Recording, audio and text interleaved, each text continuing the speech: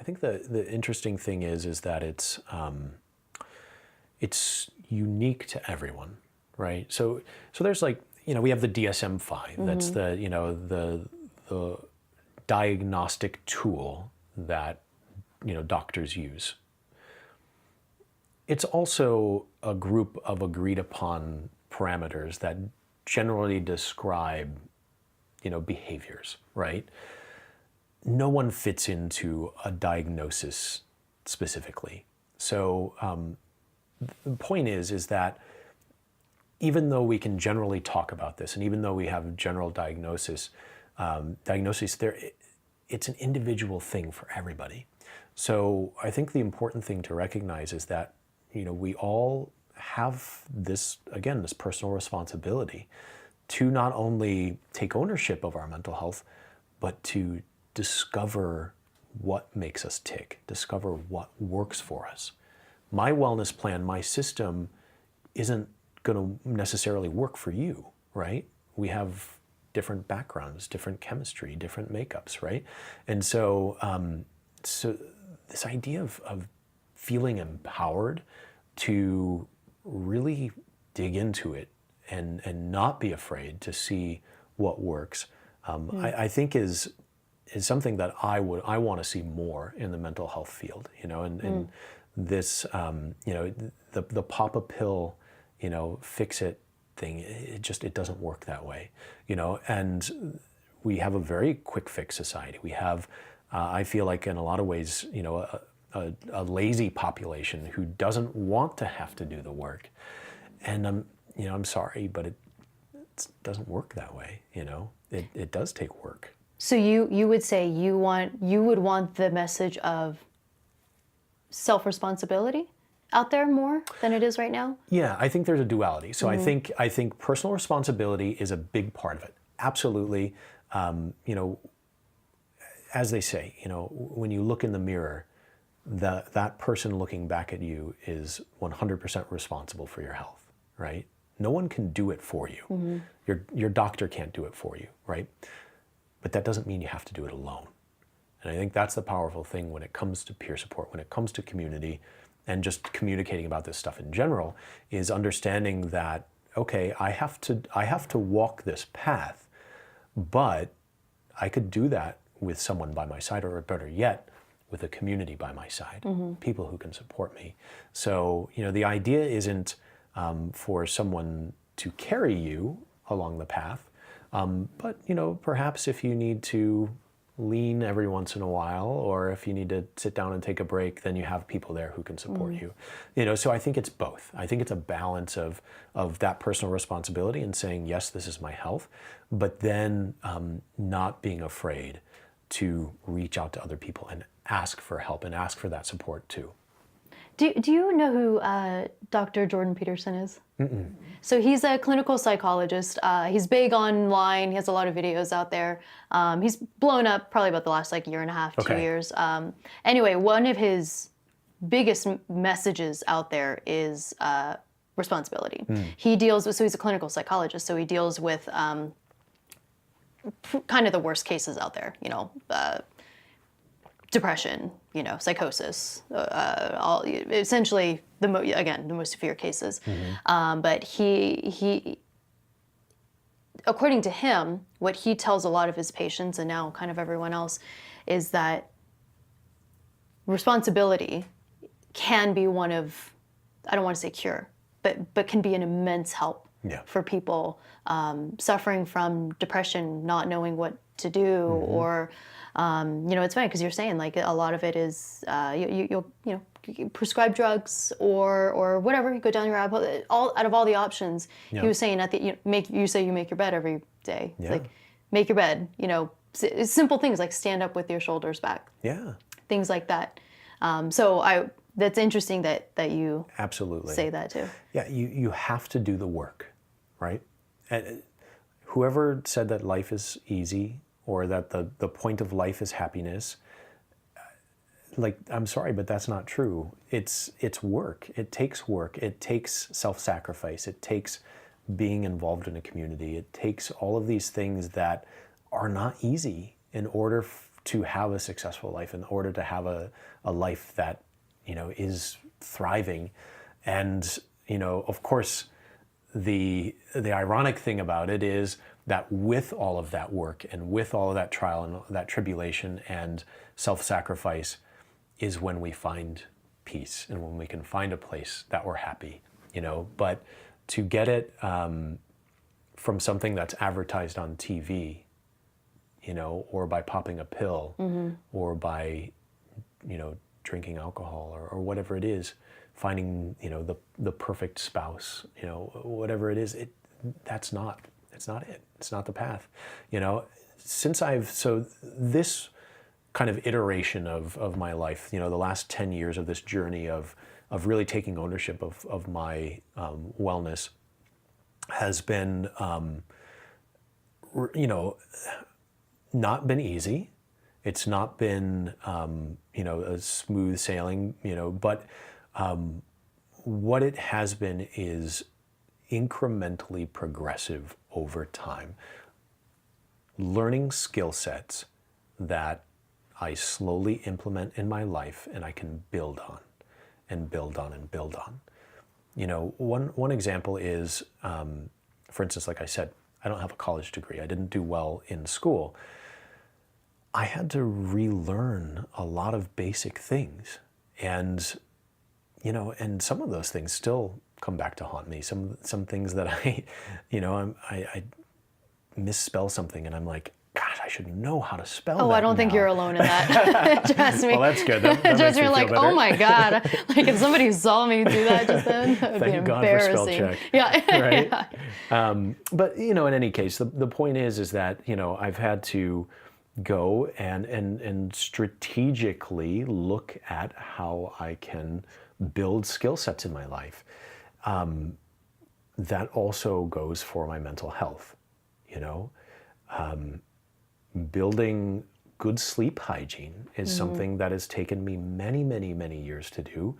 And, and now, like I said, I go to bed, early, I wake up with the sun, I, have a routine, I feel well rested, and it's a completely different story from before, but I didn't just snap my fingers and make that happen. It happened through a lot of hard work, having a plan, a strategy that I followed, and incrementally, systematically changed that aspect of my life. It's so funny. Like so many things you're saying right now is what he says. He says yeah? a schedule is a huge thing, especially for people that are Absolutely. struggling with anxiety, depression. If Yes. you're high in like the neurotic personality trait, Yep. to have a schedule. One of his big gripes right now is what he would say a culture of like the man-child, where he feels like a lot of our culture right now is promoting people to not necessarily be irresponsible, but that it's okay to be young for longer. Sure. That it's okay to be, in your what he would say, like 30s, 40s, and still not really have a stable job or this and that or whatever. And like I feel like I kind of fell in line with that. Like I'm kind of a dreamer. I'm doing like crazy things too. Yep. But his point is like, that's fine when you're younger, right? When you said like early mid-20s, when you're waiting the tables, working at the bars to try and do what you're going to do. He's like, but when there comes a certain point where it's going to be mentally it gets to you. Yeah. So I don't know. I don't know if you agree with that. If you think that's a cultural problem, or Okay. So, that really resonates with me a lot because I'm in my late 30s. I'm single, and I'm in a place where I've spent a lot of time dreaming and playing. I also, felt like I lost most of my childhood, and so I kind of felt like, part of it is reclaiming that, I think that there needs to be a balance, of having this personal responsibility and taking ownership of our lives and saying, there needs to be a purpose. There needs to be more here. But also having those times when we can have freedom and have enjoyment, have a time when we can play and we can be creative, I see like, and maybe it's a generational thing, but I see, certainly a group of people who work their lives away. And I think that happens a lot, when you get married and you have kids and you have a mortgage and all these things that you have to pay for, right? Yeah. And so that becomes your life, is just working to pay the bills and working to sustain a certain, level of a certain lifestyle. Is that really living, though? I think that's probably up to the individual to decide. But is it living to just float nebulously through the world and, not contribute? Like the opposite end of the Right. spectrum. So I think there can be a balance of both. I think certainly one of the things that's helped my mental health stability the most, beyond my systems, beyond the way that I approach it, having a purpose, having something that I He talks a get lot about up purpose for, too. that I wake up for, that drives me. That's something that really, understanding that I'm a part of something bigger, beyond myself. That I've been given so much. I have so much to be thankful for.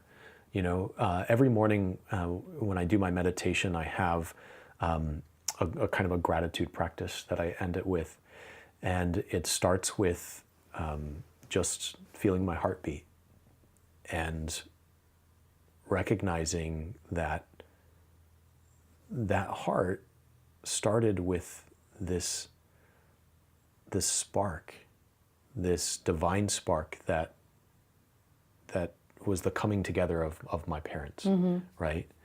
And that the heartbeat is the result of a gift, something that I didn't do anything for.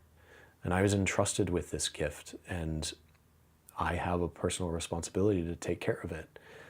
And with that, I can do amazing things with the gift of life, and with, this heart that sustains it. We have this opportunity to plug in into a world and to connect to other people, and our heart is a muscle, and we know that our muscles have emotional memory. And so we say, we feel with our heart, we love with our heart. And I believe that there's some truth to that, because it's a place where, where we feel things, right? And we say, like, in our guts.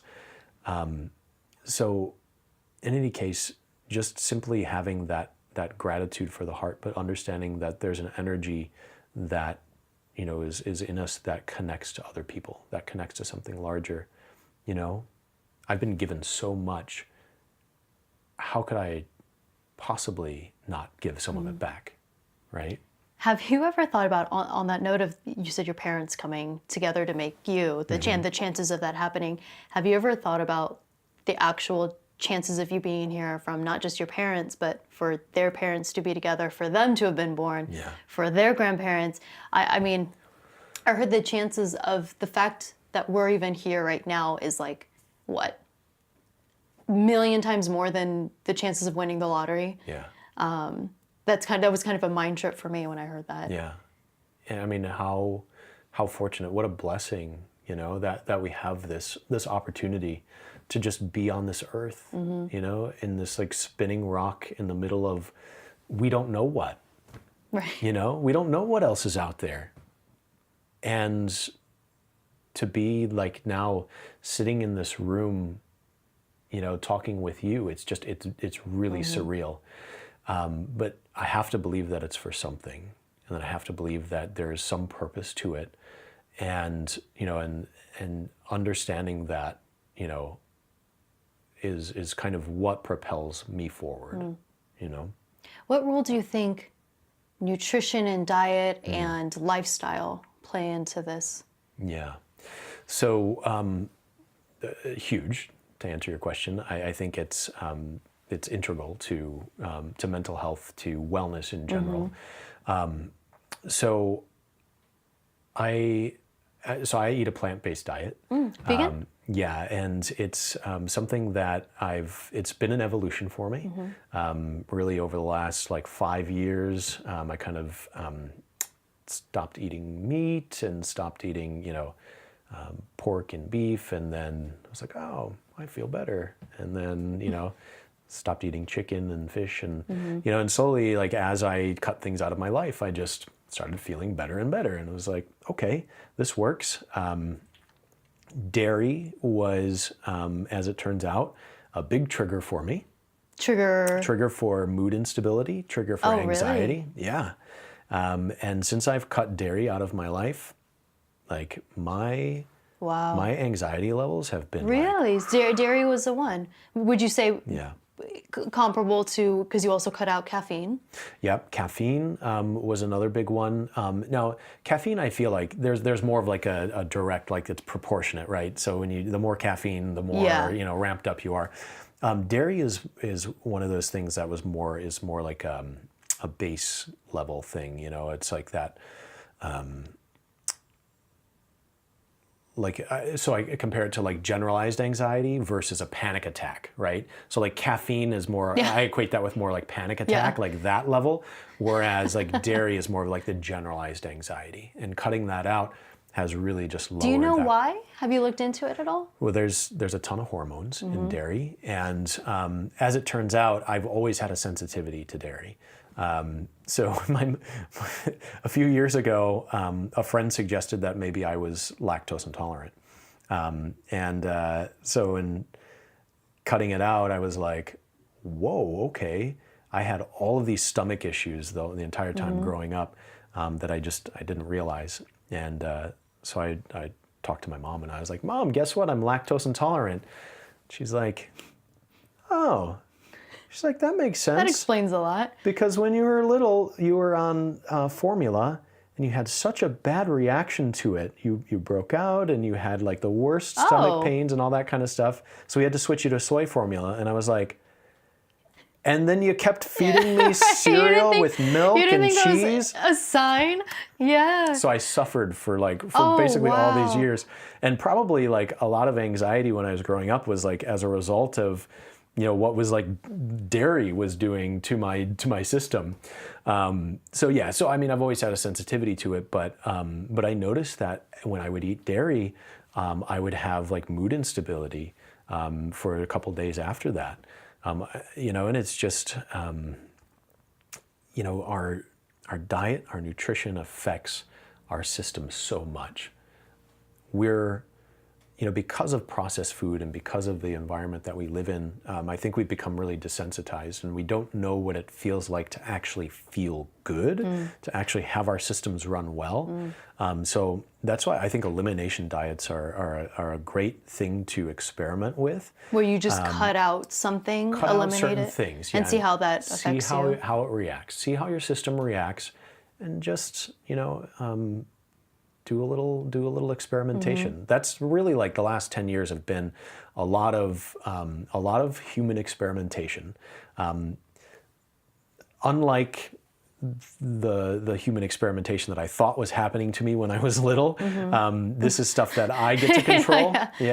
And it's very empowering because and again, I'm not talking crash diets here. I'm not talking about anything extreme, but just simply saying, no, I'm going to leave that out of my life and see how it goes.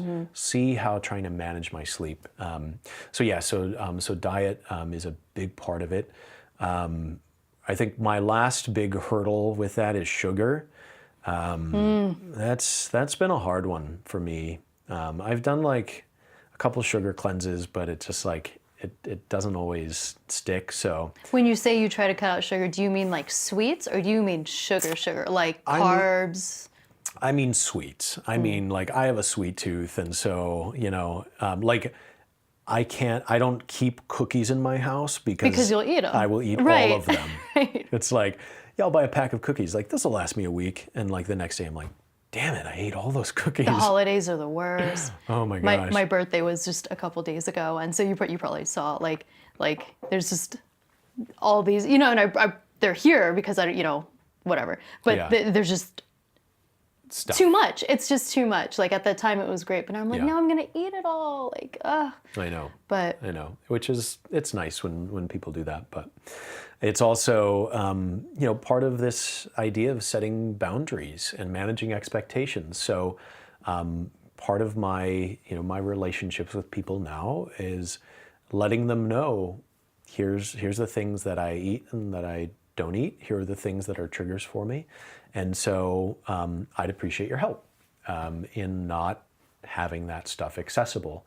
I had to do that. The first experiment with that was when I quit smoking. So quitting smoking was the hardest thing that I've ever had to do. It took me many, many tries to do it. A lot of like cold turkey, hungover next days when I'm like, I'm not smoking anymore. And then like, go and buy a pack later that day.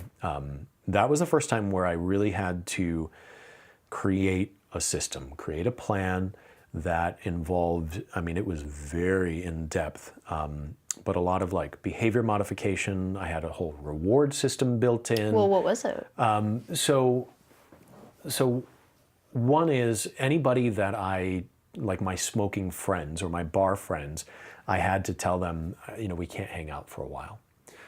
Because I know that if I'm in that environment, I know that if I'm drinking, I know that if, I'm around smoke, I'm going to smoke, right? So that was one thing. I had to, kind of just cut that out. The next one was tapping into, my other support systems and saying, okay, I'm going down this path. I'm going to quit smoking. So I would appreciate your help. And so part of that is just checking in on me, asking me how I'm doing, So you really leaned into the peer support absolutely. that we were talking about earlier. Yep. And really like recruiting people to help. And then, beyond that, I had to, change up places that I was going, try to go to new places. So I started going on hikes more, going on walks, riding bikes, The nature. doing things that, allowed me to plug in.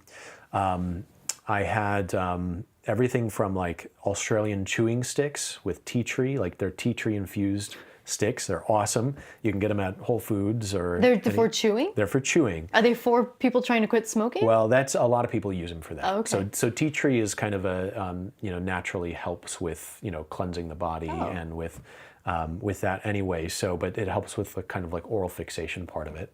Oh, interesting. Yeah. So I had that, of course, gum. I had patches that I used for a little while as well. I also, what else did I do? Oh, I had a whole reward system built in, which was pretty cool. I hear that's important, though. Yeah, because there's so much money that goes into smoking, right? And so suddenly, when I stopped smoking, I had a bunch of extra money, and so I took part of it and I invested it in kind of a long-term savings. And then the other part of it, I had more immediate rewards. So whether that's, a meal out or a movie or, a weekend or something like that. So, this whole reward system that I had in place was part of it. And then also like there's a bit of like exposure therapy too, where I talked with people who had been lifetime smokers, people who had cancer. I talked with someone who had a trach because they had had throat cancer, and that kind of like scared straight type approach was part of it too. So I had to hit every single Yeah, you part, really did. To really be able to make it stick and sustainable. And how long have you been smoke-free? So I have not smoked in 12 years. Oh, wow. Yeah. Oh my gosh. So it has worked. Yeah.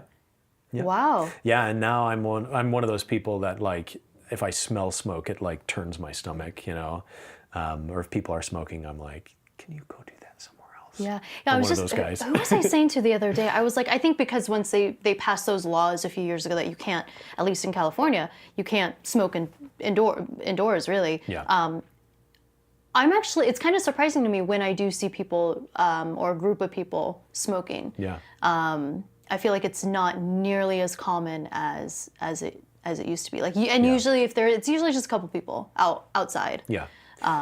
Yeah, I think there's been a barrier. I mean, now granted, in LA, I think in general the culture is healthier. When I was recently in Reno, Nevada, I stayed at what turned out to be a hotel casino. I didn't realize, and in that hotel or in that casino, you can smoke. And so, I mean, it filters, like it infiltrates the elevator shafts, and like you can smell it even in the non-smoking rooms. You can still smell it. So there are places where like smoking is still very much a cultural norm, and I think we have a ways to go. And then the tobacco industry is really replacing traditional cigarettes with vapes in a lot of ways, which are just keeping people addicted in another way. What exactly are vapes? Everyone does it. I don't exactly, like, is it nicotine? I don't know exactly what it is. So the electronic cigarette or the vape device itself can be used to vaporize tobacco, marijuana, even things like what you would put in a hookah that's like flavored, whatever. So you can vaporize lots of different things. But there's of course like tobacco, vapes that have nicotine that are just as addictive as cigarettes. Some say, of course, well, it doesn't have all of the you're not taking all those chemicals into your lungs and blah blah blah. But the thing is we don't know the long-term effects of vaporizing, right? So I'll be interested to see what we find out in the next 10 or 20 years about vaping. They say with a lot of youth, it's becoming a problem. Yeah, and I mean, addiction is addiction. Whether it's a cigarette or alcohol or a vape. And so becoming dependent on something is like that's when the kind of like warning signs, or it speaks to a bigger issue. What role do you think addiction plays in this conversation of mental health? Is there a connection there? I think there's kind of a chicken or egg relationship. It's kind of hard to say. I think in some cases, having an addictive personality or being predisposed to it, or using substances creates an environment where people are more susceptible to mental health issues, right? More vulnerable to that. I also think a lot of people with mental health issues use substances to self-treat. And so, again, chicken or egg, which is leading to which? I think the important thing is to, again, just recognize when those behaviors are happening and what's the root of it, right? Because if you're someone who has more of an addictive personality, as they say, then of course being more careful about that, But because addictions, people can be addicted to a lot of different things. People are addicted to technology, right, and have an unhealthy relationship to that. There's debate about whether sex is an addiction, but there's certainly traditionally sexual addiction is a form of addiction. So I think that all of these tie into mental health.